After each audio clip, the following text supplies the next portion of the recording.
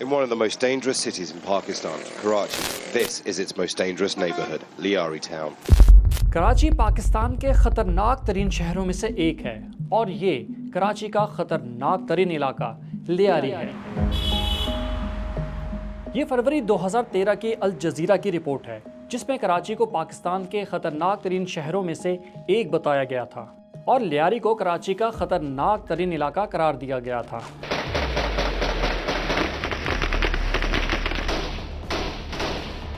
उन दिनों हकीकत में भी ऐसा ही था। हालांकि उससे एक साल पहले ही अप्रैल मई 2012 में लियारी में मशहूर ज़माना पुलिस ऑपरेशन हो चुका था।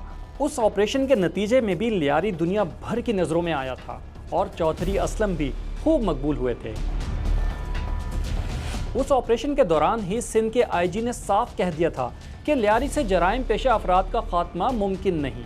कानून और मुजरिमों के दरमियान चूहे बिल्ली का ये खेल चलता रहेगा। जब कोई बड़ी सक्सेस हो जाती है तो वो सारे डिफेंस पे चले जाते हैं, पीछे चले जाते हैं, भाग जाते हैं, फिर उनको थोड़ा सा ब्रीदिंग टाइम मिल जाता है, फिर वो ऊपर आते हैं, फिर हम उनको जूते मारते हैं, पकड़ते हैं, फिर वो ठीक हो जाते हैं। तो ये एक्सरसाइज तो चलती रहेगी, ये कभी ख़त्म नहीं होगी। बहरहाल उस ऑपरेशन के नतीजे में चंद मामूली किरदार तो पकड़े गए, मगर उज़ैर बलोच, बाबर लाडला, गफ्फार ज़िक्री या वसीउल्लाह लाखू समेत कोई बड़ा नाम गिरफ्त में नहीं आया। उसी ऑपरेशन के दौरान ये भी इल्ज़ाम लगा कि कार्रवाई मुत्तहिदा कौमी मूवमेंट के कहने पर की गई है। उस वक्त चौधरी असलम ने इसकी तरदीद की थी। अरशद पप्पू के सारे भाइयों को हमने पकड़ा, हाजी लालू को हमने पकड़ा, उसके बेनोई गफ्फार धोबी को हमने मारा। अब इतने लोगों को मारा और उनकी हेड मनी जासर अरफात अरशद पप्पू का भाई हमने पकड़ा।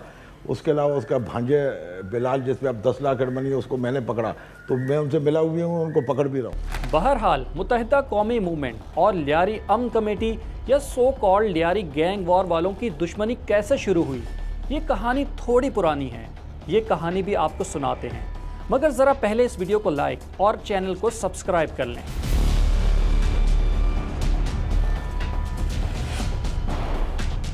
19 जून 1992 एक ऐसा दिन जो कराची की तारीख में हमेशा याद रखा जाएगा।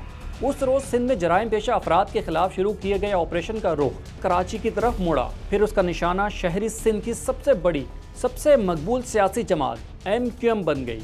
उस वक्त MQM की मकबूलियत का वही आलम था जो 2022 के इलेक्शन में PTI का था। यानी MQM अगर खंबे को भी खड़ा कर देती तो लोग उसको भी वोट देते। 88 और 90 के इलेक्शन में भी MQM मुल्क की तीसरी बड़ी सियासी जमात बनकर उभरी थी और किंग मेकर की हैसियत इख्तियार कर गई थी। यानी वो जिस पार्टी का साथ देती उसी की हुकूमत बनती। तो फिर 92 का ऑपरेशन क्यों हुआ, इसकी मुकम्मल कहानी आप हमारी इस वीडियो में देख सकते हैं। ये ऑपरेशन नवाज शरीफ के दौर में शुरू किया गया था। MQM के ज़्यादातर रहनुमा और कारकुन रूपोश हो गए थे या बैरून मुल्क चले गए थे। 93 में नवाज शरीफ की हुकूमत के खात्मे के बाद बेनज़ीर भुट्टो का दौर आया तो उस ऑपरेशन की कमान वज़ीर दाखिला नसीरुल्लाह बाबर ने संभाली थी। फिर चौधरी असलम, इंस्पेक्टर बहादुर अली, इंस्पेक्टर तौफीक जाहिद जैसे किरदार सामने आए थे जिन पर MQM के कारकुनों के मावराए अदालत कत्ल के इल्ज़ामात लगे। दूसरी तरफ बहुत से पुलिस अफसर और अहलकार भी कत्ल हुए जिनका इल्ज़ाम MQM के कारकुनों को दिया गया। उन दिनों कराची के 80% इलाके हंगामों और हड़तालों से मुतासिर होते थे, मगर लियारी, मलीर और चंद दीगर इलाकों में ना हड़ताल होती थी ना कोई बेअमनी। उसकी वजह ये थी कि उन इलाकों में ज़्यादातर सिंधी और बलोच आबाद थे जिनकी हमदर्दियाँ MQM के बजाय पीपल्स पार्टी के साथ थीं। लियारी में जुए और मनशियात के अड्डे तो 70 की दहाई से चल रहे थे। वहाँ भत्ताखोरी भी होती थी और अगवा बराए तावान की वारदातें भी, मगर मुबैना तौर पर या तो उन्हें पुलिस की सरपरस्ती हासिल थी या वहाँ के जराइम को नज़रअंदाज कर दिया जाता था। सीनियर सहाफ़ी फ़हीम सिद्दीकी के बकौल जब मीडिया में आवाज़ उठी तो फिर रहमान, बलोच वगैरह के खिलाफ कुछ कार्रवाई हुई और 1996 में उसे गिरफ्तार कर लिया गया। उस दौर में जो है वो हाजी लालू से मांगा गया रहमान डकैत को। ये रहमान डकैत तो एक तरह से उस वक्त हाजी लालू की छतरी तले था। तो जब रहमान डकैत को मांगा गया तो हाजी लालू मना नहीं कर सका क्योंकि उस वक्त हाजी लालू भी पीपल्स पार्टी को ज्वाइन कर चुका था। उसने जो है वो एक कड़वा घूंट पीते हुए ये किया कि उसने अपने बेटे अरफात और रहमान डकैत की गिरफ्तारी का फ़ैसला किया। अच्छा, ये गिरफ्तारी जो है वो इस तरह से हुई कि उसने रहमान को अपने बेटे अरफात के साथ मेवा शाह कब्रिस्तान की तरफ भेजा और वहाँ पुलिस पहले से उनकी मुंतज़िर थी। उन्होंने इन दोनों को गिरफ़्तार कर लिया। अच्छा, ये बात हाजी लालू को नहीं पता थी कि ये मामला सिर्फ गिरफ्तारी तक नहीं रुकेगा, बल्कि फ़ैसला जो है वो इनकाउंटर का हो चुका था। लेकिन किस्मत कह लें, खुशकिस्मती कह लें रहमान की, कि जिस वक्त उसको गिरफ़्तार किया गया मेवा शाह कब्रिस्तान से अरफात के साथ, तो उस वक्त एक फ़ैमिली जो है वो तदफीन के बाद वापस जा रही थी। उन्होंने जो है वो रहमान की गिरफ़्तारी देखी और रहमान की फ़ैमिली को बताया। रहमान की फ़ैमिली के माजी में जो है वो एक और सियासी यहाँ पे फैमिली थी, उससे अच्छे ताल्लुकात थे, और उस दौर में जो है वो गवर्नर भी उसी फैमिली से थे।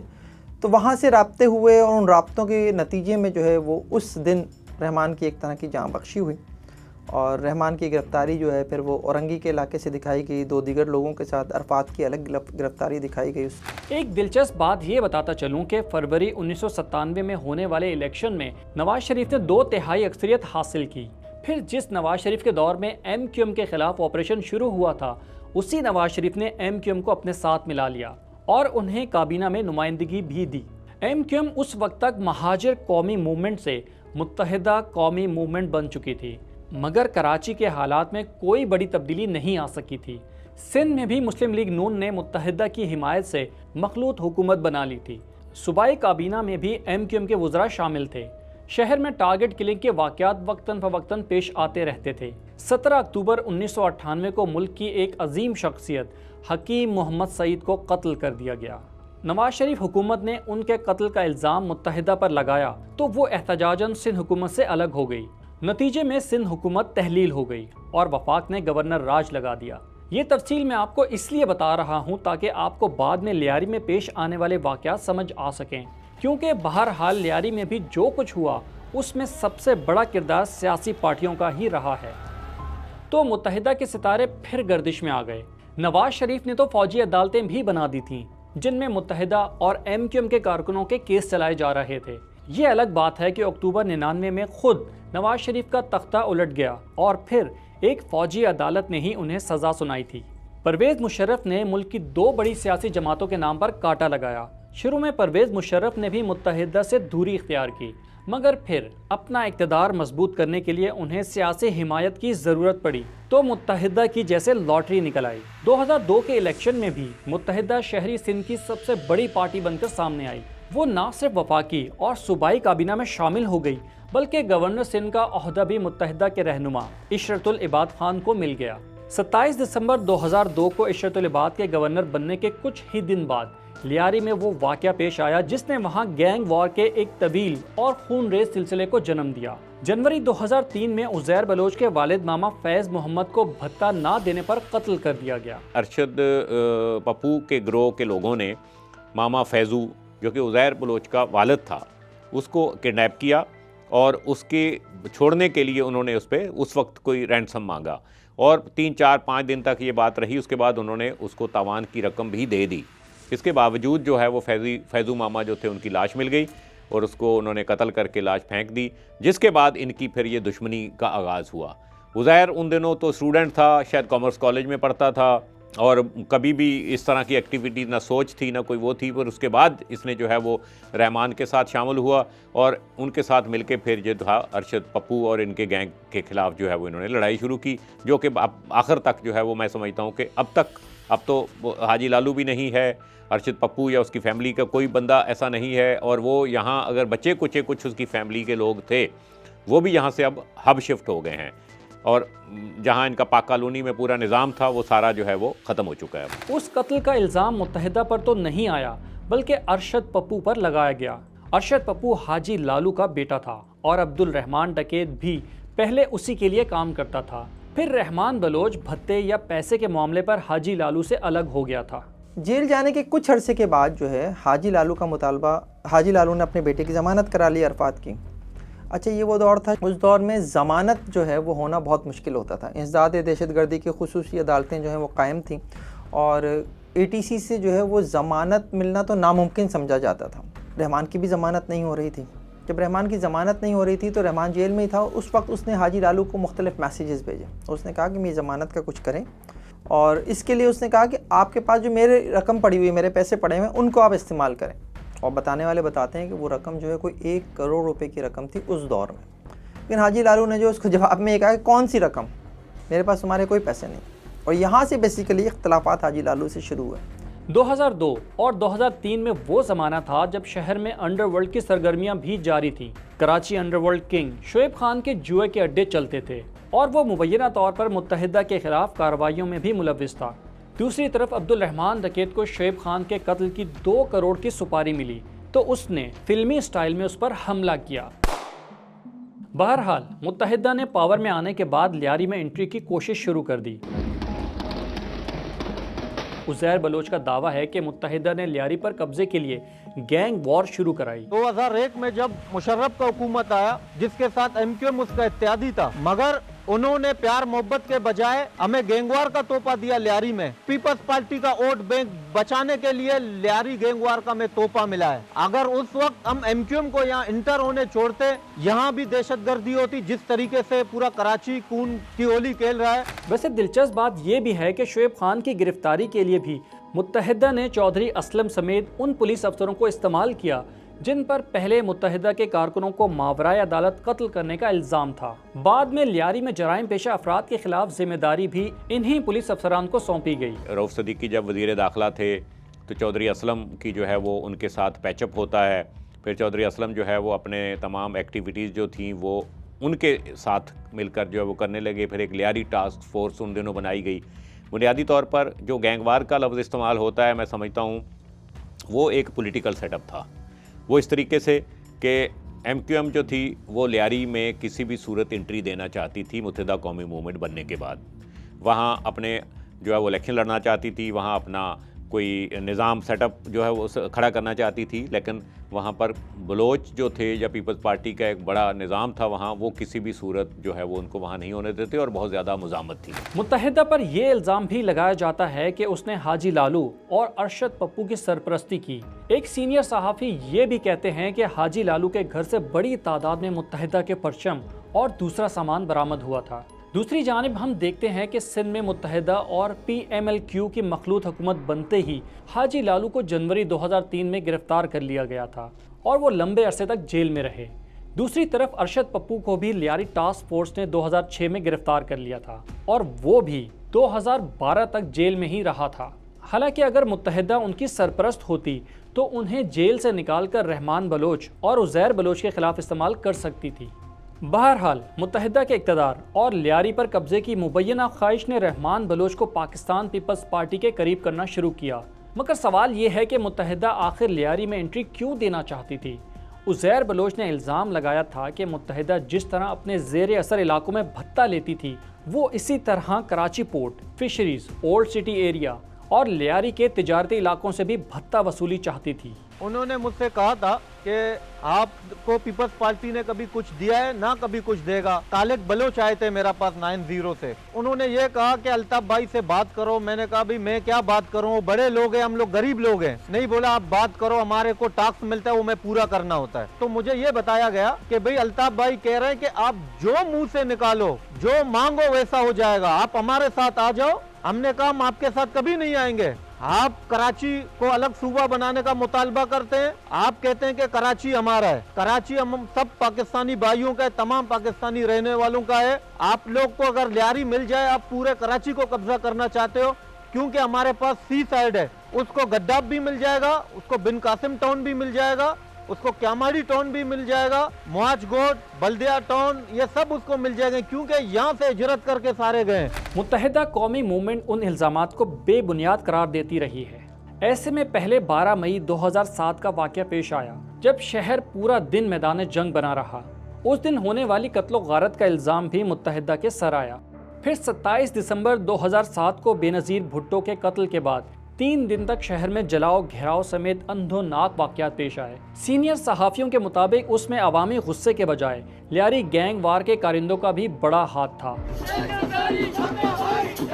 बहरहाल 2008 के इलेक्शन में हमदर्दी का वोट मिलने की वजह से पीपल्स पार्टी की वफाक और सिंध में हुकूमत कायम हुई। मुत्तहिदा कौमी मूवमेंट वफाक और सिंध दोनों जगह पीपल्स पार्टी की इत्तेहादी बनी। पीपल्स पार्टी की सरपरस्ती की वजह से लियारी में अब्दुल रहमान डकैत का असर व रसूख बढ़ता चला गया और उसने खुद को सरदार अब्दुल रहमान बलोच कहलवाना शुरू कर दिया था। इसकी तफसील आप हमारी रहमान बलोच से मुतालिक इस वीडियो में देख सकते हैं। रहमान बलोच ने पीपल्स अमन कमेटी के नाम से एक नीम सियासी जमात भी बना ली थी, मगर उसने जब पर निकालने शुरू किए तो आसिफ अली जरदारी ने उसकी सरपरस्ती छोड़ दी। BBC के जाफर रिजवी के मुताबिक जरदारी ने हिदायत की थी कि इसे गिरफ्तार करके कानून के मुताबिक सलूक किया जाए, मगर सहाफ़ियों के मुताबिक उसे एक मुतनाज़ा पुलिस मुकाबले में मार दिया गया। इस रोज़ रहमान जो है वो पुलिस मुकाबले में मारा गया है। वो बेसिकली मंद बलूचिस्तान से वापस आ रहा था और एक कॉल ट्रेस होती है। ये कॉल जो है वो एक नज़ीर जदगाल नामी जो रहमान का एक साथी था उसने अपने घर पर की थी और चंद सेकंड की कॉल थी जिसमें उसने बस ये कहा था कि हम बस यहाँ से निकल रहे हैं मंद से कराची के लिए। पुलिस ने 0 पॉइंट पर नाकाबंदी की और ये नाकाबंदी आर्मी के यूनिफॉर्म में थी। जब ये जीप जो थी, जो गाड़ी थी जिसमें जो है ये लोग कराची की तरफ आ रहे थे, कराची से ही गई थी। औरंगजेब नाम का शख्स जो है गाड़ी लेकर गया था कराची से इनको लाने के लिए। तो रहमान ने वो पुलिस की यूनिफॉर्म, वो आर्मी की यूनिफॉर्म में लोगों को देखकर, पिकेट को देखकर जो है वो औरंगजेब को गाड़ी रोकने के लिए कहा। और जब गाड़ी रुकी तो सामने कैप्टन की वर्दी में इरफान बहादुर खड़े हुए थे और उनके पीछे से नमूदार हुए चौधरी असलम। उस रोज़ जो है इनकी कहानी जो है वो इख्तिताम को पहुंची। इन्हें मलिर के इलाके में मलिर लिंक रोड पर ले जाया गया और वहाँ पर जो है वो अगले दिन जो उसके बाद जो प्रेस रिलीज जारी हुई वो यही थी कि पुलिस ने एक गाड़ी को रुकने का इशारा किया, उसमें सवार अफराद ने रुकने के बजाय पुलिस पर फायरिंग करते हुए फ़रार होने की कोशिश की और पुलिस की जवाबी फायरिंग से 4 लोग मारे गए, जिनमें जो है वो जिनकी शनाख्त बाद में रहमान, नज़ीर जदगाल, अकील इंग्लिश बूटो आला और औरंगज़ेब के नाम से हुई। तो ये थी बेसिकली रहमान का एंड। सिंध के साबिक वज़ीर दाखिला जुल्फ़िकार मिर्ज़ा ने दावा किया था कि उसे मुत्तहिदा की ख्वाहिश पर मारा गया है। रहमान बलोच को मारने का एतराफ़ तो खुद डॉक्टर जुल्फ़िकार मिर्ज़ा ने एक इंटरव्यू में किया था कि मुत्तहिदा के कहने पे आकर के मैंने उसको मरवा दिया। वो एक सियासी बयान था, उसको मारा। देखो वो एक अलग बात है, मगर रहमान को पकड़ने के उसके इजाजत दिया है। मगर कुछ अल्पयाफ्ता लोग ऐसे हैं जो मुत्तहिदा की अल्पयाफ्ता लोग हैं, गवर्नमेंट डिपार्टमेंट में भी, उन्होंने जो है फिर उसको इनकाउंटर शो किया, उसको पकड़ा था। 2008 के इलेक्शन से पहले मुत्तहिदा कौमी मूवमेंट लियारी के इलाकों आगरा ताज, मेमन सोसाइटी, खड्डा मार्केट समेत उन इलाकों में एंट्री दे चुकी थी जहां बलोचों और सिंधियों के बजाय कच्छी और मेमन बड़ी तादाद में आबाद थे। मुत्तहिदा ने पीपल्स पार्टी के मुकाबले में वसीउल्लाह लाखू को उम्मीदवार भी खड़ा किया था, मगर वो हार गया। वसीउल्लाह लाखू के मुताबिक मुत्तहिदा और पीपल्स अमन कमेटी वाले एक दूसरे के कारकुनों की हलाकतों में मुलव्वस थे, इसीलिए वो अपनी जान बचाने के लिए उज़ैर बलोच के साथ शामिल हो गया। लियारी गैंग का एक और अहम किरदार गफ्फार ज़िक्री भी मुत्तहिदा छोड़कर पीपल्स अमन कमेटी में शामिल हो चुका था। ऐसे में उन इलाकों के कच्छी गैंग वार वालों के मजालिम का निशाना बनने लगे थे। BBC की एक रिपोर्ट के मुताबिक 2009 में 900 कच्छी ख़ानदान लियारी से हिजरत करके बदीन चले गए थे। उसकी बड़ी वजह लड़कियों से ज़्यादती के वाक़यात भी थे जो कौमी मीडिया में रिपोर्ट ही नहीं होते थे। ऐसे में लियारी गैंग वार वालों का मुकाबला करने के लिए कच्छी राब्ता कमेटी के नाम से एक तंजीम भी बनाई गई थी, जिसे मुबैना तौर पर मुत्तहिदा की सरपरस्ती हासिल थी। उसमें मुत्तहिदा के कारकुन बड़ी तादाद में शामिल थे। मुत्तहिदा ने मुख्तलिफ इलाकों में अपने यूनिट और सेक्टर भी कायम कर लिए थे। अब लियारी के उन इलाकों में जहां कच्छियों और मेमनों की अक्सरियत थी, पीपल्स अमन कमेटी और KRC में मुसल्लह तसादुम शुरू हो गए थे। दोनों तरफ के कारकुन मारे जा रहे थे।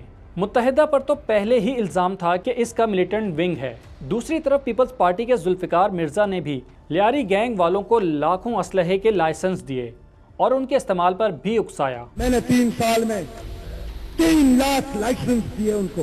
किस लिए दिए हैं?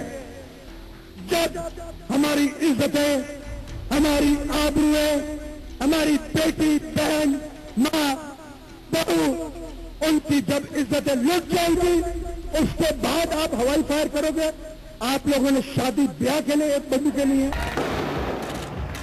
2008 से 2013-14 तक कराची और लियारी की तारीख के खूनी तरीन साल थे। लियारी के मुख्तलिफ इलाकों में कोई उर्दू बोलने वाला नहीं जा सकता था। इसी तरह कोई बलोच उर्दू स्पीकिंग आबादियों में नहीं आ सकता था। लियारी का महाबत खानजी रोड यानी खारादर जमात खाने से लेकर ली मार्केट तक एक तरह से कंट्रोल लाइन बन गया था, जहां आमने सामने फायरिंग होती थी, जहां कभी बोरियों में इंसानी आज़ा मिलते थे तो कभी मस्कशुदा लाशें। लोगों को बसों और चिंची रक्षों से उतार लिया जाता था, फिर उनकी किस्मत का फैसला शिनाख्ती कार्ड देखकर किया जाता था। अक्टूबर 2010 में शेरशाह कबाड़ी मार्केट में होने वाले कत्लेआम का इल्जाम भी उज़ैर बलोच के साथी बाबा लाडला पर लगा। कत्लो गारत की उन वारदातों और मुतालबे मंजूर ना होने पर मुत्तहिदा बार बार सिंध हुकूमत से अलग होती, फिर रहमान मलिक के मनाने पर वापस शामिल हो जाती। मुत्तहिदा के मुसलसल तकाज़ों की वजह से पीपल्स पार्टी ने पीपल्स अमन कमेटी से ला ताल्लुकी भी इख्तियार की और अक्टूबर 2011 में उसे कलअदम भी करार दिया। अप्रैल मई 2012 में लियारी में ग्रैंड ऑपरेशन भी हुआ। चौधरी असलम के मुताबिक ये कार्रवाई मुत्तहिदा की फरमाइश पर नहीं बल्कि अक्रॉस द बोर्ड सबके खिलाफ की गई थी। इस ऑपरेशन का नतीजा ये हुआ कि उज़ैर बलोच पीपल्स पार्टी पर भी लान तान करने लगे थे। वो समझते थे कि इसके पीछे नबील गबोल और उवैस मुजफ्फर टप्पी का हाथ है। उज़ैर बलोच के मुताबिक उवैस मुजफ्फर उर्फ टप्पी लियारी से इलेक्शन लड़ना चाहते थे, मगर उसने इनकार कर दिया था, जिस पर उवैस मुजफ्फर ने ऑपरेशन शुरू करवाया था। उज़ैर बलोच का इल्ज़ाम था कि सिंध के असल वज़ीर आला कायम अली शाह नहीं हैं, बल्कि उवैस मुजफ्फर टप्पी हैं। बहरहाल उवैस मुजफ्फर से उनके अनबन के बावजूद उज़ैर इलाके में मकबूल रहे। उधर 2012 के ऑपरेशन के बावजूद अंदर खाने पीपल्स पार्टी के रहनुमाओं की हमदर्दियां लियारी गैंग के उन नामों के साथ जारी रहीं। यही वजह है कि 2013 के इलेक्शन में लियारी से टिकट भी उन्हीं नामों को दिए गए जिनके नाम उज़ैर बलोच ने तजवीज़ किए थे। जावेद नागौरी और सानिया नाज ने उज़ैर बलोच से वफादारी का हलफ भी उठाया था। उधर टिकट ना मिलने पर नबील गबोल सख्त नाराज थे और उन्होंने 15 मार्च 2013 को मुत्तहिदा में शमूलियत का ऐलान कर दिया। उसके सिर्फ एक दिन बाद यानी 16 मार्च को लियारी में वो खतरनाक वाक़या पेश आया जिसने सबके दिल दहला दिए। पुलिस वाले के ज़रिए ही मुखबरी कराएगी, पुलिस वाले के ज़रिए ही उसको जो है वो उठवाया गया और पुलिस वाले ही उसको वहाँ से उठाकर लेकर आए एक फ्लैट से अर्शद पप्पू और उसके साथ भाई को और इसके साथी को। तो जो सिंगू लैन में जो वाक़या हुआ उसमें यह था कि इनको बहुत ज़्यादा तशद्दुद का निशाना बनाया गया और प्रॉपर जो वे में जो है वो बड़ी तादाद में लोग जमा किए। इसमें जो इनके गैंग के सारे लोग थे वो थे, हज़ारों के करीब लोग इलाके के जमा थे। उनके सामने जो है वो उसको तमाम वाक़यात और उसकी जो चीज़ें सुनाई गई कि तूने ये किया, तूने ये किया। उसके बाद उसको कत्ल कर दिया गया। कत्ल करने के बाद फिर एक जो इंतहाई सफाकी और हौलनाकी एक चीज़ आई, एक वीडियो की शक्ल में वो देखी। वीडियो ये थी कि उसमें जैसे कि आजकल डॉक्यूमेंट्रीज़ में चीज़ों में चल रहा है कि उन्होंने बाकायदा तौर पर उनको कत्ल करके लाशों के बहुत छोटे छोटे टुकड़े किए। यही नहीं, उसके बाद उनके जो सर थे उनके साथ बाकायदा तौर पर फुटबॉल खेली और उसके बाद उनको तमाम कोई चीज़ों को जो मैं समझता हूँ कि कोई एक ऐसा एंगल नहीं छोड़ा कि जिसमें कोई कानून की गिरफ्त हो। तमाम जो लाशें थीं उनको जलाया गया। जलाने के बाद उसकी जो राख थी उस राख तक जो है वो गटरों में बहा दिया गया। बहरहाल कराची में जब कत्लो गारत बहुत ज़्यादा बढ़ने लगी तो सुप्रीम कोर्ट ने अज़ खुद नोटिस लिया था और कराची अमन व अमान केस के नाम से मुसलसल समातें होने लगी थी। अर्शद पप्पू का केस भी सुप्रीम कोर्ट में गया और अदालत के हुक्म पर उज़ैर बलोच और उसके साथियों के खिलाफ मुकदमात दर्ज किए गए। मगर इतने संगीन वाक़े के बावजूद पीपल्स पार्टी ने उज़ैर बलोच से दूरी इख्तियार नहीं की। उल्टा इलेक्शन में जब कायम अली शाह वज़ीर आला सिंध मुंतखब हुए तो वो सबसे पहले लियारी गए और उज़ैर बलोच की चौखट पर हाजिरी दी। मैं इतना जानता हूँ कि वज़ीर आला सिंध हलफ लेने के बाद मज़ार कायद नहीं गए थे, लियारी गए थे और उसकी दावत पे गए थे और वहाँ जाकर खाना खाया था, वहाँ से आशीर्वाद लिया था। ना सिर्फ कायम अली शाह बल्कि फरियाल तालपुर भी उज़ैर बलोच की मेहमान बनी थी। वो तो कराची वालों की खुशकिस्मती कहिए कि वफाक में मुस्लिम लीग नून की हुकूमत कायम हो गई थी, वरना शायद शहर में कत्लो गारत का सिलसिला ना जाने कितने बरस मजीद चलता। नवाज शरीफ को बहरहाल ये क्रेडिट जाता है कि उन्होंने पॉलिटिकल विल का मुजाहिरा करते हुए कराची में जराइम पेशा अफराद के खिलाफ ऑपरेशन की मंजूरी दी। ये ऑपरेशन सितंबर 2013 में शुरू हुआ था। जनरल राहिल शरीफ ने नवंबर 2013 में आर्मी चीफ का ओहदा संभाला तो इस ऑपरेशन में तेजी आई। रेंजर्स ने बिला इम्तियाज सबके खिलाफ कार्रवाइयां शुरू कर दी थी। मुत्तहिदा कौमी मूवमेंट की मकबूलियत में पहले ही डेंट पड़ चुका था। 2013 का इलेक्शन वो जैसे तैसे जीत तो गई, मगर अल्ताफ हुसैन सख्त नाराज थे और मुबैना तौर पर 9-0 पर कुछ रहनुमाओं को मारा पीटा भी गया था। उसके बाद मुस्तफ़ा कमाल, अनीस कायम खानी और कुछ दीगर रहनुमा मुत्तहिदा छोड़ गए थे। रेंजर्स की कार्रवाइयों में मुत्तहिदा के कारकुन भी गिरफ्तार होने लगे तो अल्ताफ हुसैन ने अपना कंट्रोल खोकर डीजी रेंजर्स और दूसरे इदारों के सरबराहों को धमकियां देने लगे थे। मुत्तहिदा के कारकुन एक बार फिर फरार होने लगे। उधर लियारी गैंग वालों का भी यही हाल था। उज़ैर बलोच समेत लियारी गैंग के बड़े बड़े नामों ने पतली गली से निकलने में ही आफियत जानी, यानी जो खौफ की अलामत थे वो खुद ही खौफजदा थे।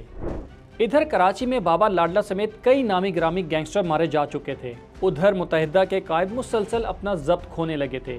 उनके हैप्पी आवर नाखुशी का इजहार करते हुए गुजरते थे, मगर सिक्योरिटी इदारों ने भी तय कर लिया था कि किसी के साथ रियायत नहीं की जाएगी। मार्च 2015 में मुत्तहिदा के मरकज़ 90 पर छापा मारा गया, जहां से नेटो का असलहा और वली बाबर के कातिल की बरामदगी का दावा किया गया। मुत्तहिदा के रहनुमाओं आमिर खान, अब्दुल हसीब समेत कई रहनुमाओं को हिरासत में भी लिया गया था। उस वाक़े के बाद 22 अप्रैल 2015 को अल्ताफ़ हुसैन ने गवर्नर सिंध इशरत उल इबाद को मुत्तहिदा से खारिज कर दिया था। उधर उज़ैर बलोच को दिसंबर 2014 में इंटरपोल की मदद से दुबई से गिरफ्तार किया गया, मगर उसकी गिरफ्तारी 30 जनवरी 2016 को जाहिर की गई। उज़ैर बलोच की हालत से साफ पता चल रहा था कि इसके पिछले कुछ बरस बहुत अच्छे नहीं गुजरे। जॉइंट इंटेरोगेशन टीम के सामने उज़ैर ने 198 अफराद के कत्ल में मुलविस होने का एतराफ़ किया था। मुबैना तौर पर JIT रिपोर्ट में उसने आसिफ जद्दारी की बहन फरियाल तालपुर को भत्ता पहुंचाने का एतराफ़ भी किया था। उज़ैर बलोच कहता है कि 14 शुगर मिलों के ऊपर सिंध में मैंने कब्जा किया है। इसका भाई टप्पी के साथ मिलके मैंने शुगर मिलों के ऊपर कब्जा किया और उनको कब्जा करके जरदारी को सस्ती कीमत पे दिलवाया कि कराची में बिलावल हाउस के इर्द गिर्द जो घर थे, हमने वहां जाके लोगों को डरा के और धमका के जबरदस्ती उनको सस्ते दामों पे उनको घरों को खरीदा जरदारी के लिए। और फरियाल तालपुर को वो कहता कि हर महीने मैं 1 करोड़ रुपया भत्ता इकट्ठा करके फरियाल तालपुर को पकड़ाता था। मार्च 2016 में मुस्तफ़ा कमाल और अनीस कायम खानी पाकिस्तान वापस आए, PSP जमात कायम की और अल्ताफ़ हुसैन पर रॉ से ताल्लुक और कराची में कत्लो गारत कराने के इल्जामात लगाए। पाकिस्तान की तमाम मौजूदा गवर्नमेंट्स को, पाकिस्तान की साबका गवर्नमेंट्स को, सबको ये पता है कि अल्ताफ़ हुसैन साहब के रॉ से ताल्लुकात हैं। अल्ताफ़ हुसैन साहब 30 सालों के अंदर 30 सालों तक 2 नस्लें खा जाने के बाद भी आज उनको जो है वो अपनी कौम पर, अपने लोगों पे, अपने कारकुनान पे तरस नहीं है। मुत्तहिदा के खिलाफ जारी कार्रवाइयों की वजह से अल्ताफ़ हुसैन ने 22 अगस्त 2016 को रियासत ही को बुरा भला कह दिया। नतीजा ये हुआ कि उनके नाम के सामने भी कांटा लग गया। फारूक सत्तार, आमिर लियाकत समेत कई रहनुमा गिरफ्तार हुए। उन्होंने अल्ताफ़ हुसैन से अलहदगी का ऐलान किया। अल्ताफ़ हुसैन साहब से हमारा मुकम्मल कतई ताल्लुक है। यूं मुत्तहिदा पाकिस्तान और मुत्तहिदा लंदन 2 धड़े बन गए। अक्टूबर 2016 में 90 और अतराफ में एक और छापा मारा गया। इस बार करीबी मकान की टैंकी से बड़ी तादाद में असलहा बरामद करने का दावा किया गया। इसमें लंदन में मुकीम कुछ अनासिर राह से मिलके और साउथ अफ्रीका ग्रुप वो शामिल है और उनका मकसद था कि 9 या 10 मुहर्रम के इर्द गिर्द कोई बहुत बड़ी दहशतगर्दी की जाए। गवर्नर इशरत उल इबाद के मुताबिक ये असलहा फौज के खिलाफ इस्तेमाल किया जाना था। ये एंटी एयरक्राफ्ट गन्स थी, ये क्लैशंकोस थी, ये मशीन गन्स थी। टारगेट किलिंग के लिए नहीं खरीदे गए थे, ये असले खरीदे गए थे फौज से लड़ने के लिए। ये फौजी असला है। एहतमाल ये है कि ये फौज से लड़ने के लिए खरीदा गया था या रेंजर्स से लड़ने के लिए खरीदा गया था या लॉ इन्फोर्समेंट एजेंसीज पुलिस से लड़ने के लिए खरीदा गया था। कुछ अरसे बाद MQM पाकिस्तान भी 2 ग्रुपों में बंट गई। फिर ना अजीज़ाबाद के मशहूर मुक्का चौक पर मुक्का बाकी रहा और ना यकजहती। 2018 के इलेक्शन में मुत्तहिदा और PSP को बदतरीन नाकामी का मुंह देखना पड़ा। उसके बाद शहर में बदअमनी, टारगेट किलिंग की कोई भी वारदात होती तो वो MQM लंदन के खाते में डाली जाने लगी। 9 सितंबर 2022 को अल्ताफ़ हुसैन के घर 90 में मुबैना शॉर्ट सर्किट से आग लग गई, जिसके बाद वो एक खंडर सा बन गया। MQM ने बल्दियाती इंतखाबात का तो बाइकआउट किया, मगर 2024 के जनरल इलेक्शन से पहले मुत्तहिदा और PSP का मिलाप करा दिया गया। हमने अपनी सफ़ेद बांध ली है और उन्हें बेमिसाल कामयाबी भी मिल गई। बदकिस्मती से MQM पाकिस्तान की कामयाबी के बावजूद शहर की हालत नहीं बदली, बल्कि बद से बदतर होती जा रही है। गैंग वार के ज़माने में भी ये शहर कब्ज़े और वसाइल की लड़ाई का शिकार था और अब भी कब्ज़े और वसाइल की जंग और लूट खसूट का शिकार है। आप इसका जिम्मेदार किसको समझते हैं? कमेंट में ज़रूर बताइएगा।